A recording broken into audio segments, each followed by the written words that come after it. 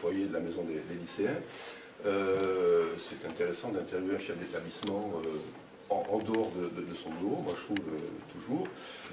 Alors, on est là pour vous expliquer qu'est-ce qu'un EREA, et plus particulièrement celui de Montélimar. Alors, bonjour d'abord à vous. Effectivement, je suis directrice, ce qui se dit directrice, mais je suis aussi chef d'établissement, donc proviseur de l'établissement. Il y a 80 EREA en France qui normalement sont censés accueillir des élèves en grande difficulté scolaire et sociale.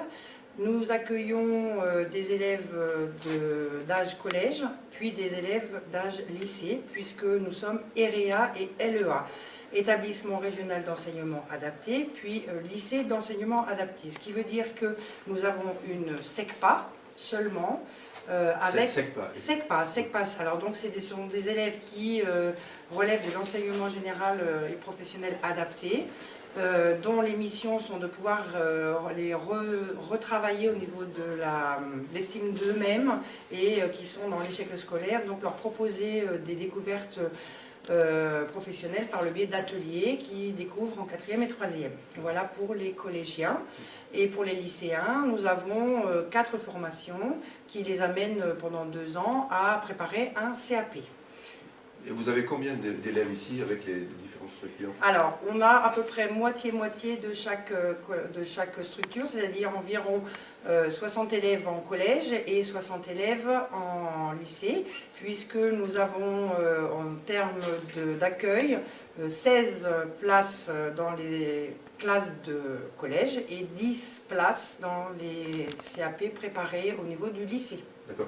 Et en termes de personnel enseignant, et aussi parce qu'ici il y a une autre catégorie de professionnels, il y a aussi des éducateurs. Alors, dans la perspective de l'accompagnement au niveau de l'internat, la particularité des EREA sont qu'effectivement c'est une SECPA avec internat, ce qui permet d'avoir un accompagnement spécifique concernant les élèves qui sont dans un cadre, je dirais, social et scolaire où il y a besoin d'un accompagnement. Donc la particularité des EREA LEA sont qu'il y a plusieurs catégories socio-professionnelles. Nous avons des professeurs des écoles spécialisées pour le collège. Nous avons des PLC, ce qu'on appelle des professeurs de lycée et collège pour l'enseignement au collège, c'est-à-dire anglais, EPS, et puis des PLP, discipline générale, et des PLP, discipline professionnelle. Ça veut dire PLP, professeur de lycée professionnel. D'accord. Voilà. Et avec des enseignants-éducateurs qui ont comme mission d'accompagner les élèves sur les temps périscolaires ou les pauses méridiennes et également sur les temps d'enseignement, puisque la particularité est de pouvoir réinjecter l'accompagnement en co-animation sur le temps scolaire de ces personnels. Alors comment se crée le lien entre le personnel éducatif et les enseignants éducateurs? Alors, le distinguo, c'est qu'on n'est pas un ITEP, on n'est pas un établissement médico-social.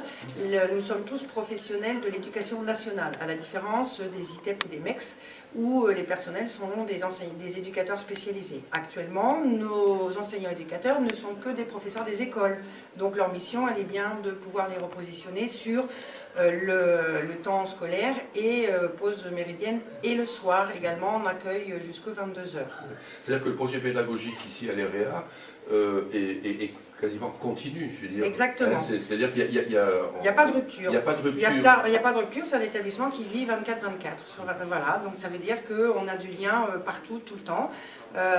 Et les temps de concertation entre professionnels est important, puisque ça nous permet de faire un suivi d'élèves au plus proche, soit par des cellules de veille, soit par des temps de concertation communs, et qui nous permettent de pouvoir suivre l'élève dans sa scolarité, mais aussi dans sa globalité. Parce que le problème actuellement par rapport à certains de nos élèves, c'est qu'ils sont dans une fracture entre le temps jour et le temps nuit, c'est-à-dire qu'il y a une histoire sur le temps scolaire et puis une histoire sur le temps de nuit qui fait que, familial, qui fait qu'il y a peut-être moins de cohérence, et donc notre mission d'avoir cette couverture sur toute la journée permet d'avoir ce suivi-là plus global.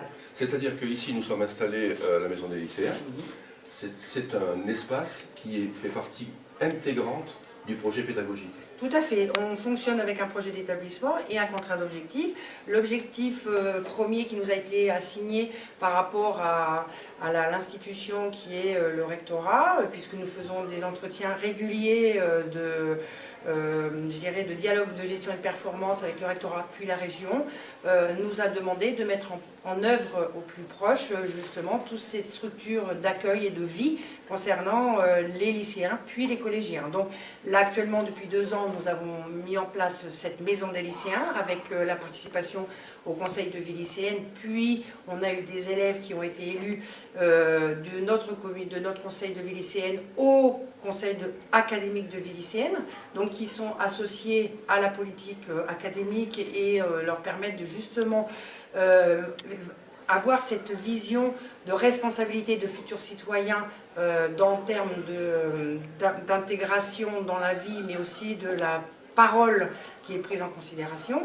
Et par rapport à l'année prochaine, nous travaillerons sur la mise en œuvre de la maison des collégiens, puisque cet espace d'échange nous paraît important, puisqu'on a quand même des élèves qui ont quelques soucis de comportement, mais qui sont liés forcément au fait que quand on n'a pas la parole, on a les actes, et donc on est un petit peu dans certaines dérives comportementales, et le fait de pouvoir les associer dans une réflexion et leur donner la parole est important dans le futur métier d'élève et le futur métier de citoyen, puisque demain, ce sera eux qui seront citoyens et qui vont voter et ils seront associés justement dans cette réflexion. Alors, comment vous avez vu évoluer, on va dire, les profils des élèves qui viennent ici au fur et à mesure des années, parce que cet établissement, il a quand même une histoire et un vécu. Alors moi je ne suis là que depuis 3 ans. Oui. Précédemment je n'avais pas... Alors, on va dire peut-être dans cet établissement et peut-être plus globalement dans les aréas en France. Donc alors actuellement il y a une grande réflexion sur effectivement la particularité des nouveaux textes concernant la réforme du collège, l'accueil des élèves qui sont en difficulté, donc l'école inclusive. Donc effectivement, nous, on est un petit peu, pour l'instant, dans l'incertitude, puisque les élèves, par exemple, de SECPA, qui sont adossés dans un collège, vont avoir la possibilité de pouvoir être inclus dans les enseignements, je dirais, traditionnels de collège. Actuellement, nous, on est un petit peu dans une incertitude, dans la mesure où des nouveaux textes vont être écrits. Mais il est vrai qu'actuellement, on reçoit des élèves... La particularité de l'EREA, c'est vraiment la difficulté scolaire, mais surtout sociale. C'est-à-dire que notre mission, elle est quand même de protéger l'élève, puisqu'il y a l'internat.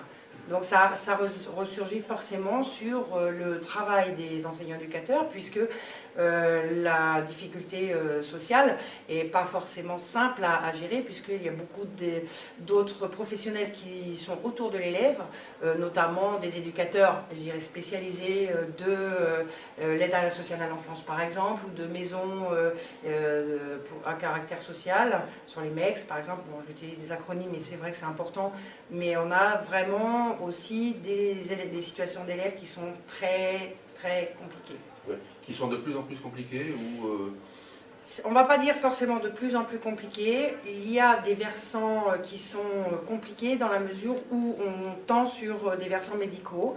Et notre métier, c'est un petit peu délicat parce que nous n'avons pas de plateforme technique qui permettent d'accompagner nos élèves.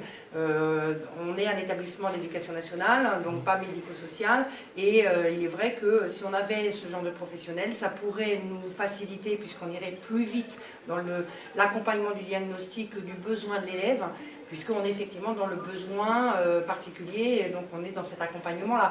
Effectivement, il y a pas une dérive, mais on se rend compte qu'il y a un certain nombre d'élèves qui sont dans une situation de déscolarisation ou dans une problématique personnelle particulière, et le versant médical est assez important. Oui, je voudrais revenir et peut-être conclure sur cette question. Tout à l'heure, vous nous parlez justement de cette notion de redécouverte, en fin de compte, cette notion de formation du citoyen, de l'intégrer dans la société, parce que c'est, on va dire, ce sont les électeurs de demain, voire les élus de demain. Je me disais qu'en fin de compte, l'objectif, ce ne serait pas d'être un établissement par tous ou pour tous. C'est-à-dire que c'est aussi les lycéens qui font l'établissement. Tout à fait. L'idée première, c'est justement que l'établissement ne soit pas un réceptacle, un lieu que d'enseignement, mais vraiment un lieu de vie. En l'occurrence, nous, on est un lieu de vie, puisqu'on a un accompagnement, je dirais, du lundi matin jusqu'au vendredi après-midi, sortie des élèves. Donc ça veut dire que lieu de vie, mais en même temps, il faut qu'ils se l'approprient. Donc c'est à eux aussi de les rendre responsables par rapport à cette gestion-là. L'idée, c'est que ce soit vraiment un lieu où ils s'approprient les apprentissages et les temps post-enseignement. Merci Madame la Directrice. Merci à vous. Alors, Jean-Luc Dumoulin, vous êtes directeur délégué aux formations professionnelles. Nous sommes ici dans un atelier mécanique. Il y a combien d'ateliers comme ça ici à l'ERA? Nous avons 4 ateliers, 4 CAP. Oui. Alors, des ateliers ici, c'est mécanique, c'est... Maintenance mécanique parc et jardin, donc c'est la grande famille de la maintenance qui dérive en plusieurs options. Donc le parc et jardin, l'entretien des machines parc et jardin, c'est une option. Il y a véhicules particuliers, il y a camions, poids lourds, voilà, c'est tout. Donc c'est la grande famille de maintenance. Et après, il y a d'autres ateliers. Alors, il y a sûrement un atelier cuisine, parce que c'est quand mercredi dernier, voilà, nous sommes passés dans les couloirs. celui-là intéresse tout le monde. Ça sent meilleur qu'en mécanique, mais oui. on a un atelier agent polyvalent de restauration, donc tout ce qui est cuisine de collectivité, puis cuisine à thème. Donc les cuisines à thème, ça peut être une crêperie, ça peut être les restos à viande. Mais ce qui ouvre à plusieurs possibilités pour Plusieurs champs professionnels, effectivement. Après, vous avez l'horticulture. Donc, qui dépendent de notre ministère, le ministère de l'Agriculture. On a 2 CAP, un CAP métier de l'agriculture avec une option maraîchage, légumes et production de plantes. Et puis le CAP jardinier paysager qui destine les jeunes sur l'entretien et la création d'espaces verts. Oui. Alors ces quatre filières, on va dire, ça ouvre à beaucoup plus de métiers que 4. C'est-à-dire qu'il y a des champs. C'est des champs professionnels, mais avec des ouvertures. Oui, il y a plusieurs ouvertures suivant les CAP. Comme on disait, en cuisine, on peut être dans de la collectivité ou dans de la restauration à thème. Chez les jardiniers paysagistes, on peut aller dans l'artisanat pour l'entretien des jardins privés, mais on peut travailler dans des collectivités comme des municipalités ou autres. Ouais. Effectivement. D'accord. Alors, vous, ça fait combien de temps que vous travaillez ici dans cet établissement? Je suis arrivé à l'EREA en 2008, en septembre 2008. J'ai pris mes fonctions donc, de chef de travaux à l'époque. On est devenu directeur délégué aux formations professionnelles, c'est plus parlant, mais c'est le même métier. Et donc mon métier, c'est de mettre en place des projets pédagogiques justement dans les ateliers et puis de trouver des financements pour mettre en place ces projets. Donc au-delà des CAP, on a effectivement des petits fils conducteurs, des projets en mécanique parc et jardin. On a un partenariat avec une entreprise de karting locale. Et on retape des cartes qu'on récupère chez eux. C'est-à-dire que vous êtes dans le concret là. On est dans le concret, c'est au-delà des machines d'entretien de parc et jardin. On a un côté motivant où on reste toujours sur la mécanique, mais on retape des cartes accidentées. À partir de 3 cartes accidentées, on détord les châssis, on démonte les moteurs et on refait une carte qu'on restitue au propriétaire, bien sûr. Donc tout le monde est gagnant-gagnant. L'entreprise a son intérêt et puis nous, c'est motivant pour les élèves. C'est valorisant. C'est valorisant. En métier de l'agriculture, par exemple, on a un projet avec la mairie de Montélimar sur la mosaïculture et donc on forme nos élèves et nos enseignants pour l'instant se forment aussi parce que la mosaïculture est un travail bien spécifique et il n'y a pas de formation initiale sur la mosaïculture. Donc là, on a lancé un projet mosaïculture. Cette année, on se forme sur un mouton et un chien.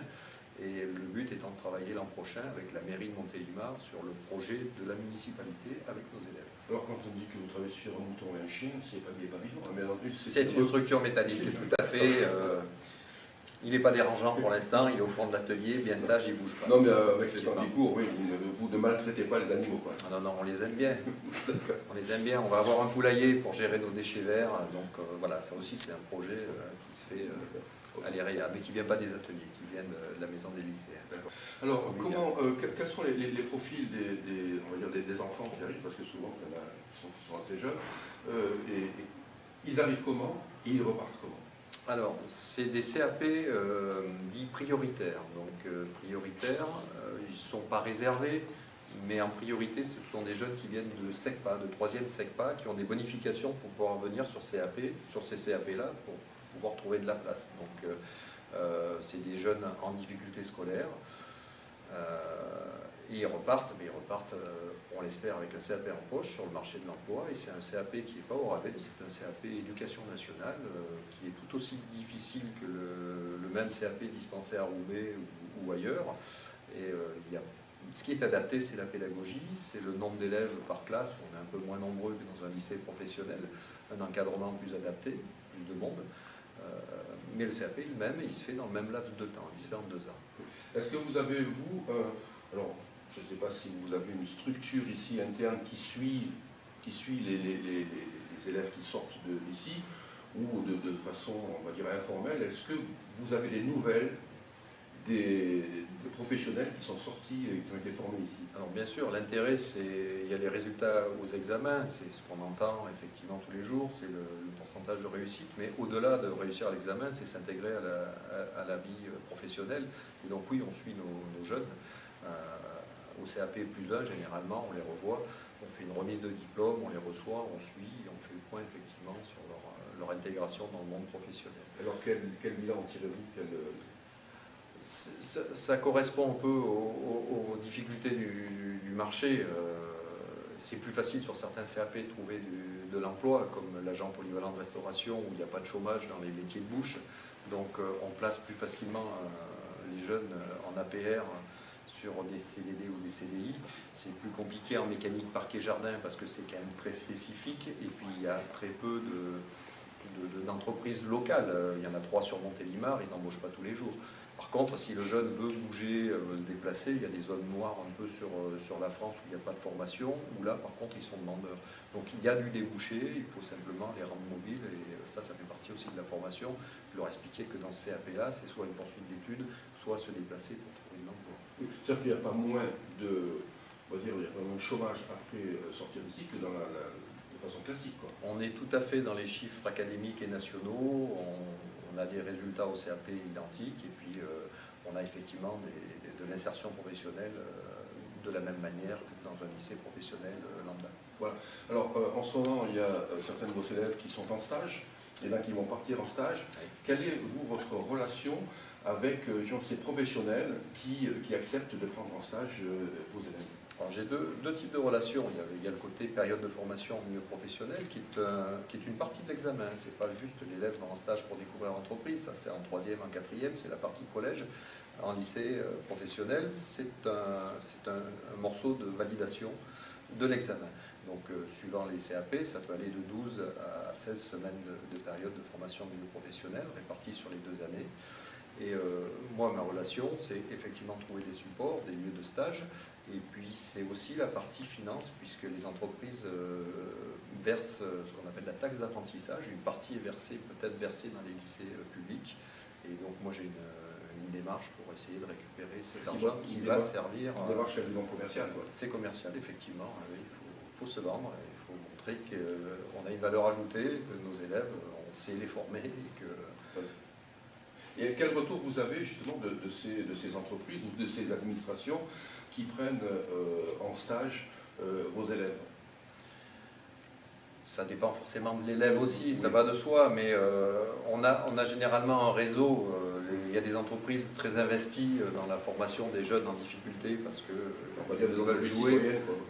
On peut le dire, voilà, des entreprises citoyennes qui effectivement d'année en année nous prennent des élèves, y compris des élèves plus problématiques, parce que comme ailleurs, pas plus qu'ailleurs, mais pas moins non plus, on a des élèves qui ne sont pas toujours très faciles et qui ont un peu de mal à rentrer dans la vie professionnelle, mais justement ça sert aussi à ça, le stage, c'est à avoir la rigueur, la ponctualité, etc. Et se confronter au réel. Et se confronter au marché de l'emploi, oui, qui n'est pas l'école, totalement. Alors là, nous sommes journée porte ouverte dans cet établissement. Quelles sont les questions que les parents vous posent? Des questions qui reviennent sans arrêt? C'est essentiellement, et heureusement, c'est le débouché, c'est effectivement qu'apporte ce CAP et les poursuites d'études possibles aussi. Est-ce que le CAP est une fin d'études en soi ou est-ce qu'on peut rebondir derrière et continuer si jamais le jeune se réveille entre guillemets sur un CAP? Parce que c'est vrai qu'on peut recevoir des jeunes en grande difficulté scolaire et simplement parce qu'ils n'ont pas trouvé la motivation dans l'enseignement général. L'enseignement professionnel peut parfois arriver à motiver les jeunes, et on découvre des jeunes, et se découvrent eux-mêmes d'ailleurs, arriver dans ces CAP-là, parce qu'ils s'aperçoivent qu'ils sont bons à quelque chose, et se motivent, et du coup peuvent poursuivre sur des études, bac pro généralement, ou brevet professionnel. Et vous en avez tous les ans quelques-uns. Quelques-uns, voilà, tous les ans, ce qui est bien. Il y en a quelques-uns qui peuvent continuer en bac pro, effectivement. Ce qui est aussi une façon de montrer aux autres qu'il y a un possible. Oui, c'est pas une fin, c'est pas une voie de garage, c'est effectivement une ouverture vers le monde professionnel en passant par un CAP ou en continuant sur un bac pro. Effectivement. Merci pour votre travail, M. Dounet. Je vous remercie.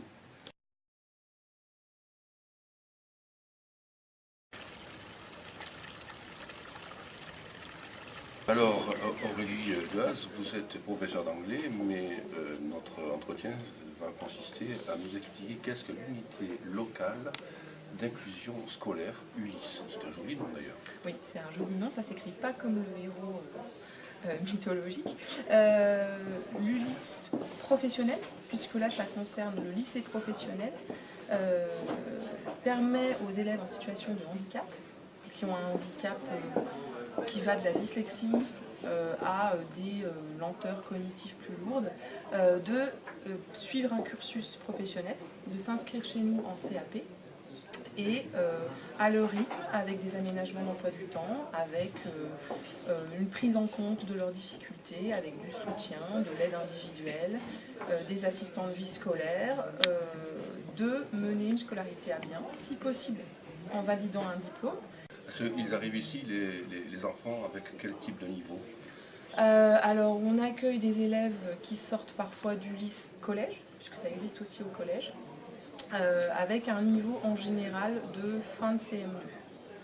En ce qui concerne on va dire les enseignements classiques, français, maths, histoire, géographie, la base, voilà.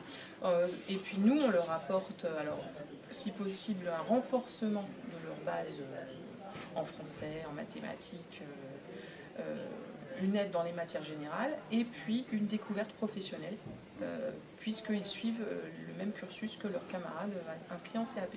Ils ont une idée de leur projet professionnel en arrivant? Alors c'est très variable. Certains oui, certains ont choisi un CAP parce qu'ils ont décidé de devenir, de faire de la mécanique, ou ils ont décidé de travailler dans la restauration collective. D'autres sont plus perdus, en même temps on ne leur jette pas la pierre. Moi je ne sais pas vous, mais moi à 15 ans je ne savais pas du tout ce que je voulais faire. Donc l'idée ce serait de développer de plus en plus la partie découverte, que ceux qui sont les moins sûrs de ce qu'ils veulent ou peuvent faire puissent tenter finalement de s'approprier les différentes formations que nous proposons pour choisir celle qui leur conviendrait le mieux. Ça, c'est dans un idéal. Oui. Ça, justement, c'est d'où la nécessité de tout cet accompagnement que vous m'avez listé au début de notre entretien. La nécessité, c'est vraiment que ces jeunes gens qui ont un handicap avéré, alors je voudrais préciser quand même ce qu'on entend par handicap aujourd'hui. Souvent, quand on dit handicap, on pense fauteuil roulant, on pense handicap moteur. C'est pas vraiment les jeunes que nous accueillons. On va accueillir des jeunes qui ont un handicap léger en termes d'apprentissage.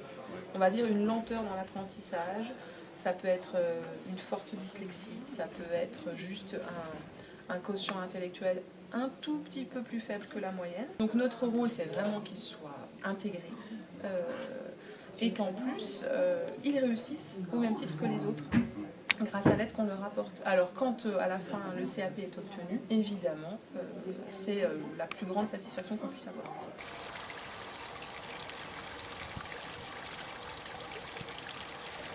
Quand on fait une partie de baby-foot, Pourquoi pas? les demi sont interdits. Ah oui, dans la tradition. Dans la tradition. Alors vous êtes toujours, comme tout le monde ici, enseignant, mais enseignant-éducateur, Ouais. et responsable de la maison des lycéens où nous avons fait beaucoup d'entretiens. Ce lieu, il n'est pas si vieux que ça. Pourquoi l'avoir créé et qu'est-ce qui s'y passe? Mais je crois que ça symbolise beaucoup de choses. Moi, je suis un petit peu co-animateur, on va dire, et j'essaie de leur mettre le pied à l'étrier avec tous les membres de l'établissement. Et je crois qu'on a réussi notre boulot quand on se passe de nous. À savoir qu'on essaye à travers plein de choses et plein de personnes que vous avez pu rencontrer aujourd'hui, de faire nos élèves des citoyens. Et ici, dans cet espace de... Mais on fait les élèves, on construit les citoyens des élèves en jouant au baby-foot? Tout à fait. Tout à fait, parce qu'il se passe beaucoup plus de choses que ce que les élèves veulent bien eux-mêmes croire. Ça veut dire qu'ici, on essaie de créer une démocratie participative, à savoir que ce lieu, c'est un lieu de vie. Il est régi par des règles. Ces règles sont elles-mêmes établies par les élèves eux-mêmes. C'est-à-dire que sans s'en rendre compte, ces élèves-là, ils deviennent acteurs de leur propre vie. Et les loisirs font partie de cette vie. Et dans ces loisirs, il ne faut pas oublier que les loisirs, c'est l'épanouissement aussi du futur citoyen qu'on est en train de construire ici. Et je crois qu'on est particulièrement satisfait quand dans une communauté de vie, le vivre ensemble dont tout le monde parle maintenant, nous on le vit, ce vivre ensemble ici, on essaye de le faire se développer. Et c'est bien sûr que le fait de le baby-foot en fait partie. Oui, alors cet établissement, si je comprends de mieux en mieux ce qui s'y passe, on a l'impression qu'il est là pour éviter de mettre encore une partie des enfants de côté. C'est-à-dire que quand on ne rentre pas dans les cases, on est de côté. Là ici, on dit bon, la case, on va l'élargir un petit peu pour que tu aies ta place aussi. Ben, je crois que chacun doit trouver sa place. Savoir que, bien sûr, qu'il y a des leaders. Comme dans toute structure, comme dans tout quartier, comme dans tout établissement, on a des leaders. Ici, les leaders, ils sont élus. Ces leaders, ils vont être un petit peu, ils vont prendre un peu la dynamique. Et puis, il y a des élèves, quelques-uns de nos élèves, qui sont des élèves qui sont plutôt suiveurs, qui sont plutôt discrets, mais on leur donne la parole. Ce qui fait qu'ils vont eux-mêmes se retrouver et s'épanouir dans un lieu où ils vont construire une personnalité, ils vont construire des choses. Donc, bien sûr qu'on essaye que cet endroit, il soit modestement à l'image un peu de la société. Et on essaye de lui mettre un peu le pied à l'étrier. Parce que tout le monde a sa place dans la société. Tout le monde a sa place, bien évidemment, tout le monde a sa place, avec chacun ses compétences, avec chacun ses différences, et avec chacun en respectant exactement le fonctionnement de chacun.